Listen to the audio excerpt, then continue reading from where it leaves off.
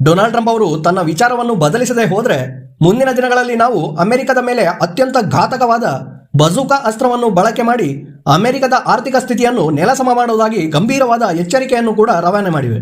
ಜಗತ್ತಿನ ಎಲ್ಲ ದೇಶಗಳು ಈಗ ಅಮೆರಿಕದ ಆರ್ಥಿಕತೆಯನ್ನು ನೆಲಸಮ ಮಾಡಬಲ್ಲ ಯುರೋಪಿನ ಈ ಒಂದು ಬಜೂಕಾ ಅಸ್ತ್ರದ ಬಗ್ಗೆ ಚರ್ಚೆಯನ್ನು ಮಾಡ್ತಾ ಇವೆ. ಹಾಗಿದ್ರೆ ಏನಿದು ಬಜೂಕಾ ಅಸ್ತ್ರ? ಅದನ್ನು ಬಳಸಿದ್ರೆ ಅಮೆರಿಕದ ಅಧ್ಯಕ್ಷ ಡೊನಾಲ್ಡ್ ಟ್ರಂಪ್ ಅವರು ಹೇಗೆ ಸರಿದಾರಿಗೆ ಬರ್ತಾರೆ? ಇದನ್ನೆಲ್ಲ ನಾನು ನಿಮಗೆ ಸರಳವಾಗಿ ಅರ್ಥ ಆಗುವ ಹಾಗೆ ವಿಸ್ತಾರವಾಗಿ ಹೇಳ್ತೀನಿ ಕೇಳಿ. ಅದಕ್ಕಿಂತ ಮುಂಚೆ ಈ ಬಜೂಕಾ ಅನ್ನೋ ಶಬ್ದದ ಅರ್ಥ ಏನು ಅನ್ನೋದನ್ನ ಮೊದಲು ತಿಳ್ಕೊಳ್ಳೋಣ.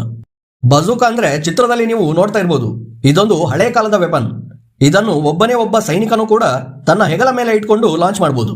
ಇದರಿಂದ ನೀವು ನಿಮ್ಮ ಕಣ್ಣಿಗೆ ಕಾಣುವಷ್ಟು ದೂರ ಇರುವ ಯಾವುದೇ ರೀತಿಯ ಹೆಲಿಕಾಪ್ಟರ್, ಫೈಟರ್ ಜೆಟ್ ಅಥವಾ ಡ್ರೋನ್ಗಳನ್ನು ಕೂಡ ಸುಲಭವಾಗಿ ಹೊಡೆದು ಹಾಕಬಹುದು.